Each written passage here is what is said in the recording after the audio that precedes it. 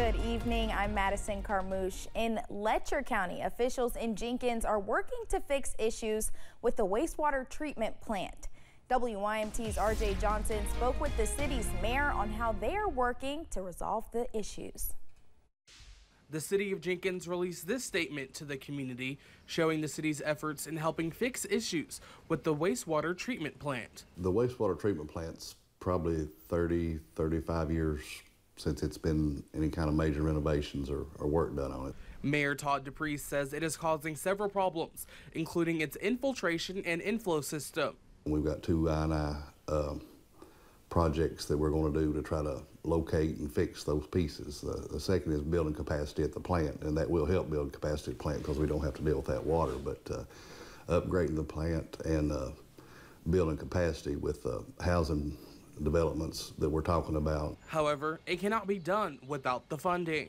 It's a big project, so there's no one funding source or one pool of money that takes care of it. Adding they are applying for several grants to help fix the issues. So we're building what I call a funding stack, you know, taking different pieces, different grants from different organizations and putting it together to make the project get finished. Saying they hope to get things done quickly. It's a big deal for us to be able to do that and get that fixed in a way that we don't have to deal with it every month and along the year. But then that helps us build the capacity to be able to serve other developments, whatever type they might be. However, once being awarded funding, there are several phases they must go to before completion. In Jenkins, RJ Johnson, WYMT Mountain News. DePriest says there are other projects they are working on in the city, including homes for flood survivors and the trail connecting the amphitheater to Pine Mountain Trail.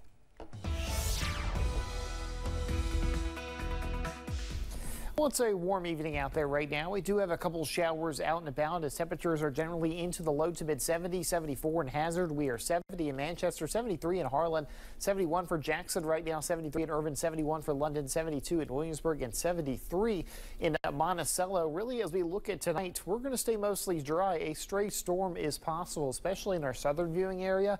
But we're generally going to be mostly cloudy. Temperatures are going to fall down into the low to mid 50s, so it is going to be more of a refreshing night across our area. We look at tomorrow's breakdown, and well, we're looking at a nice day for tomorrow. We're going to see highs into the mid 70s across our area, staying dry, and that feel like temperature in the morning is going to be into the 50s and then feeling like the mid 70s into the afternoon. So a very nice and comfortable day, as we'll have mostly sunny skies, maybe some more clouds at times, but for the most part pretty comfortable. Weather timeline shows a stray storm possible tonight. Mostly sunny and pleasant for your Monday, partly cloudy and pleasant for Tuesday.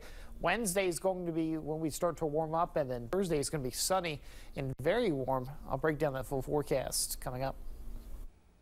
All right, Ben, thank you. Preparing for an emergency or crisis is critical for first responders. The Pulaski County Sheriff's Office held an active shooter training today in Somerset. Carly Hogston shows us how valuable the training is for the frontline workers. Throughout the halls of Northern Middle School, Somerset officials participated in a full-scale simulation to know what to do in the case of an active attack. Because of what's going on out there in society with active shooters, with gunmen showing up, I want the guys to know the tactics that's needed to prevent, hopefully prevent any loss of life. After the Sandy Hook tragedy, there was a shift in how to respond to active attack situations. Pulaski County Sheriff Bobby Jones says to combat that, they are teaching their departments the Advanced Law Enforcement Rapid Response Training, also known as ALERT. Now, when you get there, there's an active shooter inside of a building, you go in. So this is teaching them the tactics needed to get in there safely and to go straight to the threat. Sergeant Alex Wesley from the Pulaski County Sheriff's Office says the training lets all the departments come and learn together. So if an active aggressor threat arises, they would all be on the same page. It's very important that all law enforcement agencies are on the same page.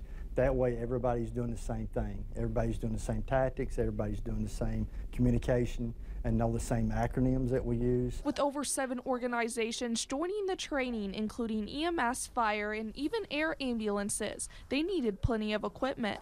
But ALERT came in hand by supplying them with over $27,000 worth of replica guns and protective gear, so they could have a full-scale simulation. This training is very important. to get that heart rate up, to put that officer under stress so that they can react appropriately when it's deemed necessary. In Somerset, Carly Hogston, WKYT. The alert training will continue this week and wrap up on Wednesday. In Louisville, leaders are kicking off an initiative to curb violence across the city. The Office for Safe and Healthy Neighborhoods hosted its Safe Summer Kickoff yesterday. Neighborhood nonprofits were each given $5,000 to host events. Organizers say the goal is to give the community safe activities and resources starting at a young age. Rebuilding lives and trying to help people feel better about their community, unprecedented violence in the city, trying to do something to curb that. So. The Safe Summer Kickoff is in its third year. Events were hosted across 10 Louisville neighborhoods. 3 weeks ago, Harlan turned on free public Wi-Fi downtown, and community members are already seeing the benefits of it. The new Wi-Fi has brought a lot of excitement, with community members now being able to connect downtown.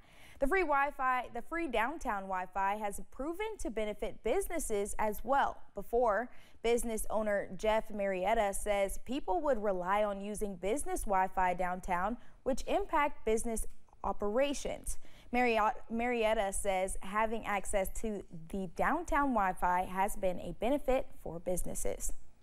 If the restaurant's full with 100 people, you got, 70 of them on their phone connected to your Wi-Fi, which then completely delays the business purposes, your point of sale system, the TVs that are running off of it. So having access to the downtown Wi-Fi for the businesses is terrific. Marietta says some of the improvements he has seen as a result of the free Wi-Fi is the TVs functioning better on busy weekends.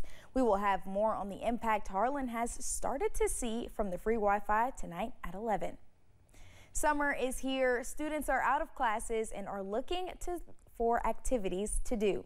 The Airborne Skate Park and Shop is a new skate park in Corbin, which was made to give people a chance to bond over a shared interest. Officials with the skate park said the inspiration behind the park was his experience growing up skating in Corbin. There was a lot of people that I had met there, because I went there on the opening day, and I met a lot of the people there that seemed to be having, similar issues to what I was having, and it kind of turned more into a family than a hobby, It was a place to go whenever you had nowhere else to go. And that really felt good, especially as a child. Officials with Airborne Skate Park said their goal was to give kids in the area a safe space where they can enjoy skating without the worry of outside pressures. Restaurants across Lexington are offering special menu items to support the city's LGBT+ community. Today is the third day of Pride Restaurant Week. Kat Taylor is the director of Lexington Pride Restaurant Week. The Lexington Pride Center also offers programs for queer youth and adults every week, giving them a safe place to feel accepted. We get drop-ins from seniors who are just coming out, who don't know where to go or what to do.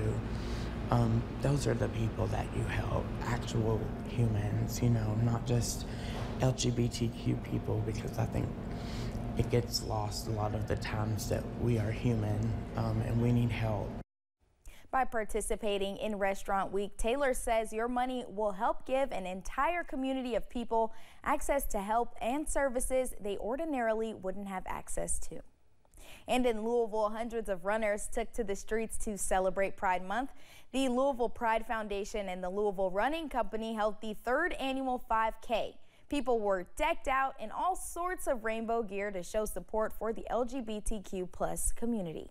I love it. I love the energy, and it's just exciting and so colorful, and just love being here. It's a really fun run because I love seeing all the colors and everybody's outfits. And there's a lot of community as you're walking. People talk and share things. Tickets were $30 per person, and all the money goes back to the Pride Foundation. Coming up, toy stores have a new age range of customers. We'll let you know the top shoppers next. Stay with us.